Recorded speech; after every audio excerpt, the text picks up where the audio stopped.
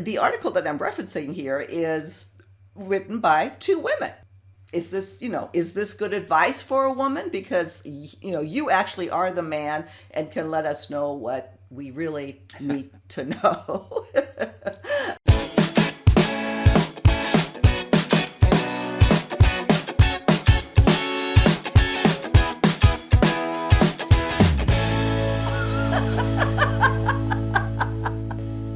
Thank you so much for joining us today on Second Act TV. Once again, I want to welcome back the guy's guy, Robert Manni. Thank you so much for being here again.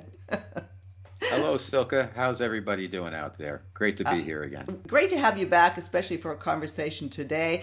Robert, of course, is the author of The Guy's Guide to Love, and he's the host of Guy's Guy Radio and Guy's Guy TV, the new YouTube channel, and we'll have all those links in our show notes. Robert, you, among many other things, you really, you help women understand what men really think. And that's what we want to do today. I found two different articles. We'll talk about the first one here. What women, especially when they're coming back to the dating scene after 50, what do you need to know about men? And the article that I'm referencing here is written by two women, two dating experts. So what I want to hear from you is this good advice for a woman? Because, you actually are the man and can let us know what we really need to know. So let me just go ahead and get to the first one, and that he actually wants someone close to his age, that despite popular belief, a man in his 50s wants to date a woman closer to his own age because they understand him and the familiarity, etc., etc. I'll throw it over to you. So it's so it's women telling other women this is what you need to know about guys in their 50s. Correct. Okay, well, it is coming from a female perspective, and that's fine as long as we understand, we acknowledge that it's coming from women. It's not Right. coming from men. And I am not representing all men. I'm representing me, but having kind of worked in this field a little bit, I do have some insights, and I respect the fact that women are helping each other. So let's start there. Now, in terms of the content itself, like we start with want someone closer to his age. I don't necessarily agree with that. I think men want someone they can relate to and who Mm-hmm. can relate to them.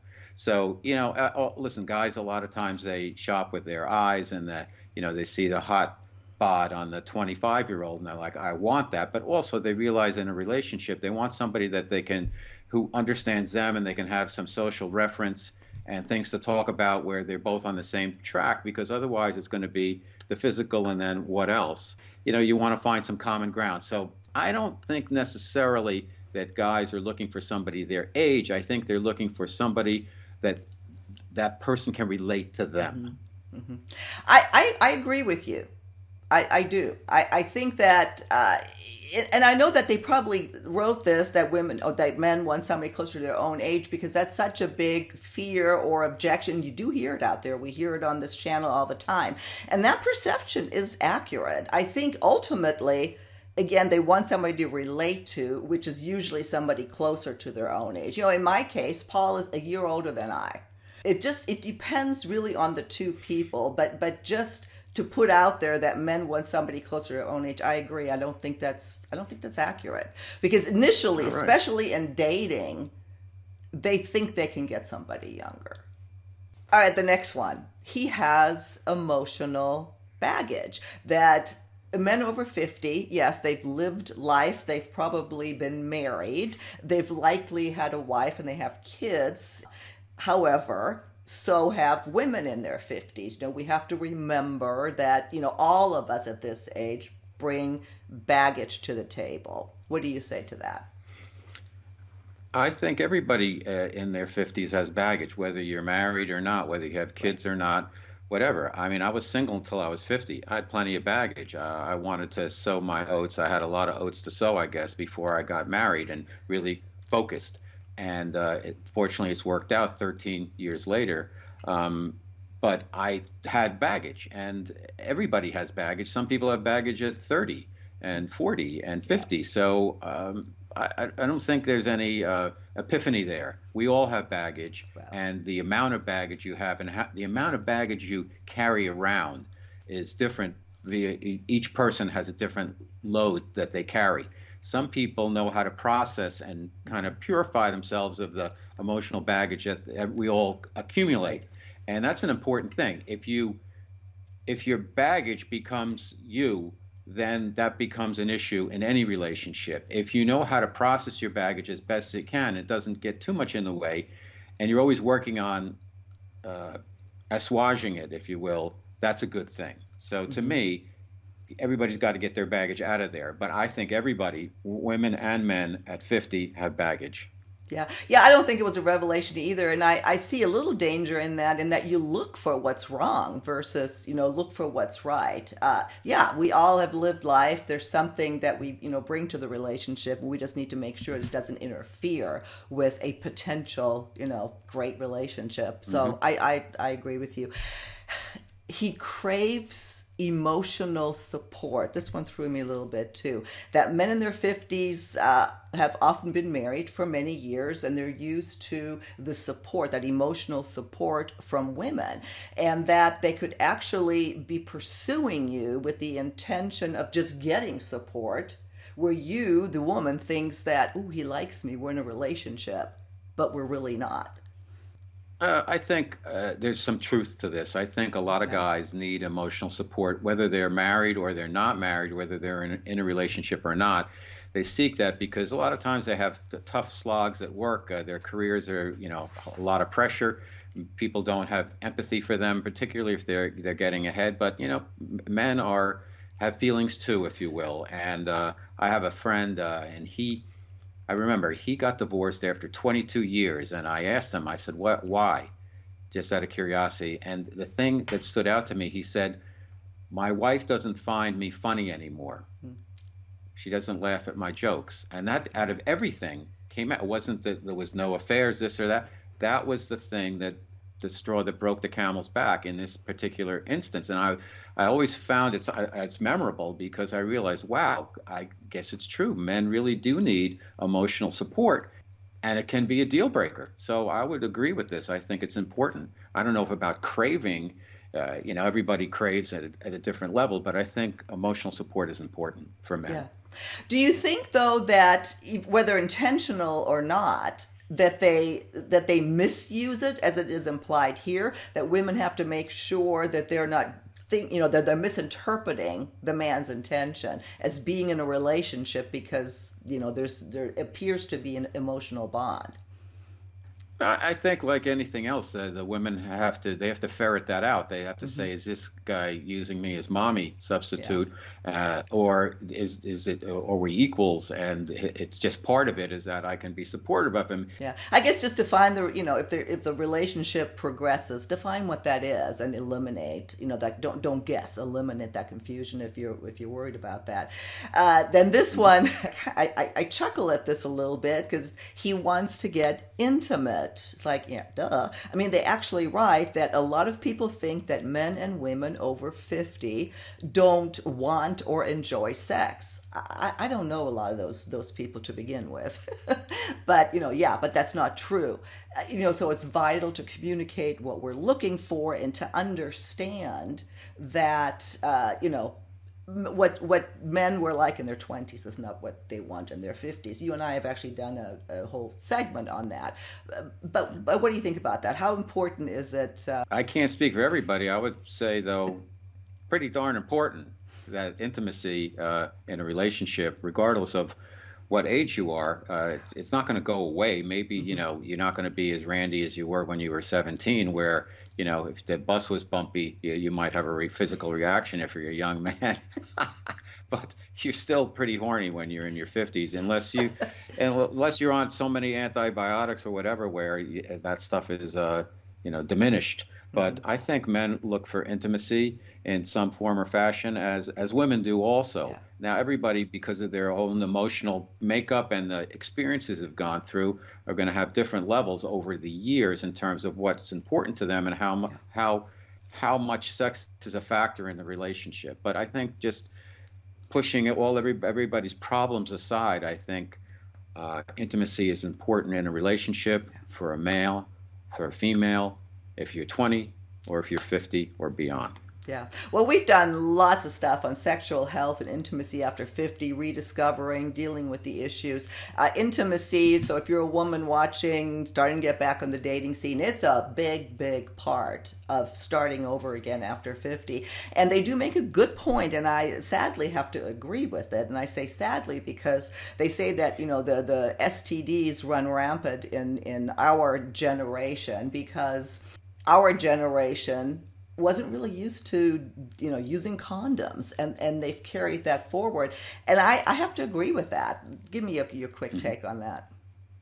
Well, I don't know for everybody, but I think any man should always use a condom unless otherwise. And if you're in a deeper relationship and it's like, okay, we take off the wetsuit now, that's one thing. But if you're a guy, you have to be responsible. You have to hope, because you don't know with a woman. If you're a guy, you put that on, that there's some form of protection there. The whole issue with condoms, I thought that was interesting because I've said that myself. We just didn't do that back then, and it can be awkward. So think about that, before you get intimate. I just want to add one thing, and that is, I think I had found, this is my own personal, grandmother research, as we call it, that a lot of times.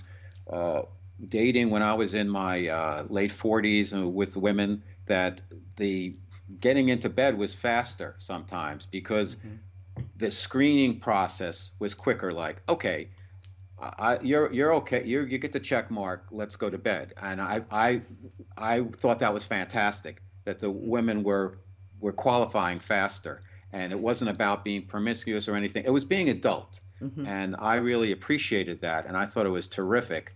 Because you got to figure some things out. You didn't have to go out 6 times to get intimate, and then maybe it isn't all that great. And on the other hand, you could be with somebody in the first time, it's not all that great anyhow, but after 2 or 3 times, it's like, oh, wow.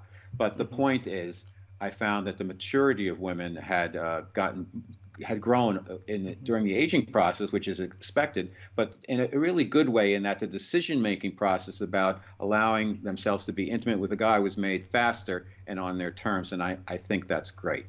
Yeah.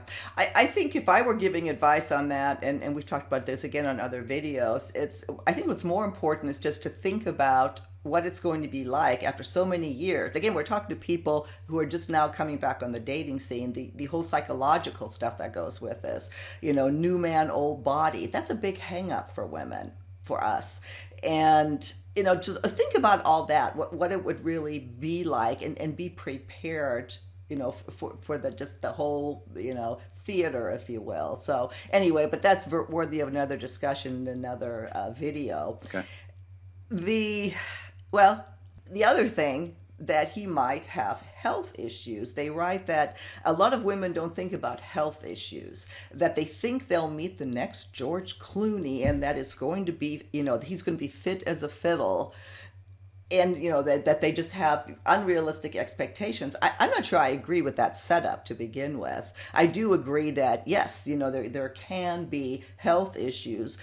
To what degree do we focus on that as we first start dating?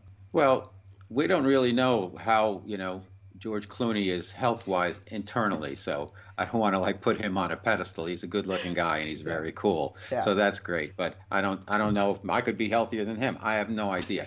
But the point is, I think every guy could run into some, health and maybe sexual health issues after 50. Some challenges sometimes. It's not the same as when you're 14 or something, or like that. And I think women should be aware of that, and I think they are aware of that. You've been around for a while. You've been around a half a century, so maybe not everything's think about your car or something like that. When you hit 100,000 miles, you got to change some things there. You have to do some maintenance. So I just say people should be empathetic with each other, particularly as they age, because we're not going to be exactly how we were at 25. But you know what? In some ways, we can be a lot better because we can be smarter and we can be kinder and we can really be more sensitive to each other. Yeah. The other little issue I have with this is I don't want women to think that this is something that should come up on a first date. This to me is TMI, too much information. You don't want to talk about health issues or any kind of other issues or your divorce or anything else on a first date. Again, we're talking, this video is about people just starting again. You have to establish a connection before you get into any of this stuff. Is it important? Ultimately, yes, if there's issues, but it's not something that you carry into a first date. Robert, we're starting to come to the end. This is a huge topic. Anything that you want to add? What would you say about all this? I think you correctly stated that this should be about dating and at the beginning, and I agree with you 100% that you shouldn't like put all of your stuff out on the table there. It should be a kind of get to know you and see what you have in common. Let's not give too much information on the first meetup because it can only, I think it can backfire unless you have some deal breakers that you put out there and the other person knows then this isn't going to work. And so that's not a bad thing either. Yeah. Well, thank you, Robert, as usual. It's always fun talking about these things with you. And, again, I think it's important to talk about this because a lot of people take this advice and it could work for them very well. I'm not like saying this is bad advice. I just want to clarify a few things, what maybe another way to look at it. So again, thank you for your time. I will link to all of your information, to your book, to your radio show, to your YouTube channel, and we'll see you again soon on Second Act TV. Thank you so much, Silka. Thank you, everybody.